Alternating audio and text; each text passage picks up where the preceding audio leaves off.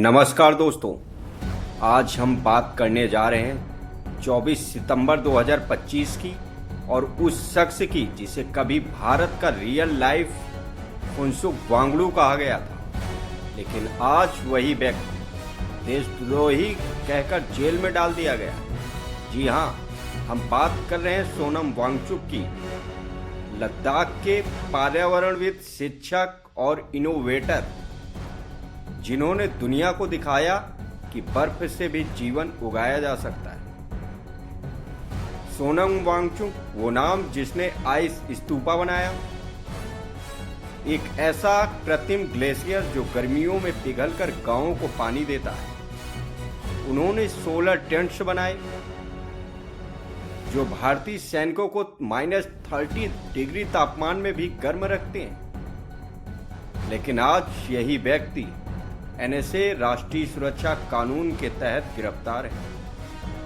सरकार का कहना है उन्होंने लोगों को भड़काया और लद्दाख में हिंसा फैलाने की साजिश रची।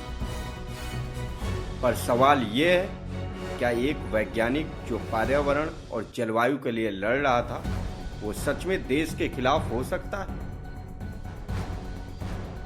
पिछले कुछ महीनों से लद्दाख में हालात लगातार बिगड़ रहे हैं।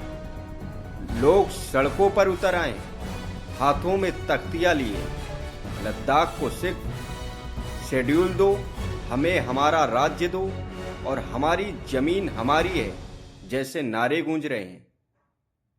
अब समझिए कि 6th शेड्यूल क्या होता है।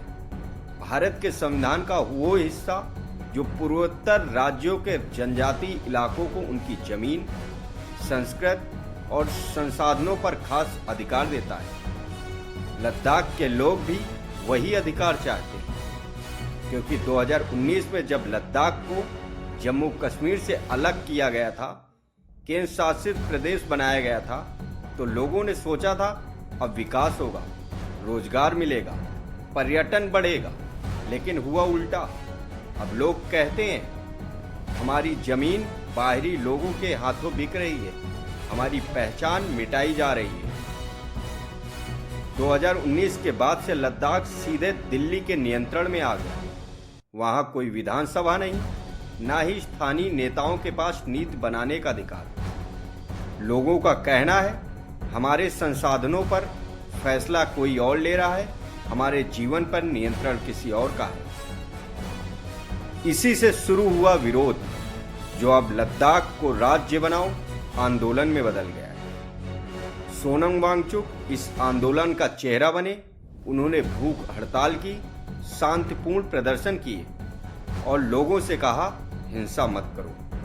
लेकिन जैसे जैसे आंदोलन ने रफ्तार पकड़ी, सरकार ने उन्हें शांति भंग करने वाला बताया और 10 अक्टूबर को उन्हें NSA के तहत गिरफ्तार कर लिया गया।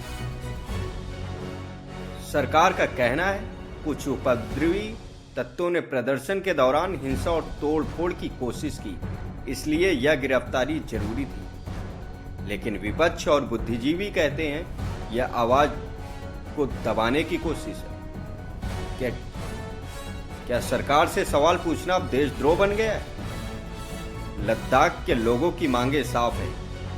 6th शेड्यूल के तहत संवैधानिक सुरक्षा, राज्य का दर्जा, स्थानीय युवाओं के लिए रोजगार की गारंटी, पर्यावरण संरक्षण और संस्कृति की रक्षा।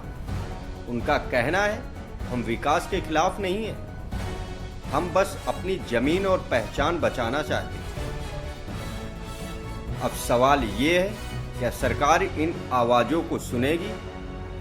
सोनम वांगचुक जो कभी देश के इनोवेशन के प्रतीक थे, आज विरोध का चेहरा कैसे बन गए?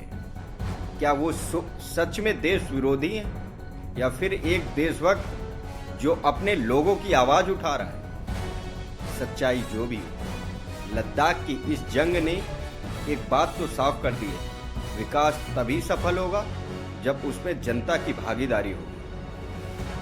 अगर आप भी चाहते हैं कि लद्दाख की आवाज पूरे देश तक पहुंचे, तो इस वीडियो को लाइक करें, शेयर करें, कमेंट करें और हाँ, ऐसी ही जमीनी खबरों के लिए चैनल को सब्सक्राइब करना ना भूलें।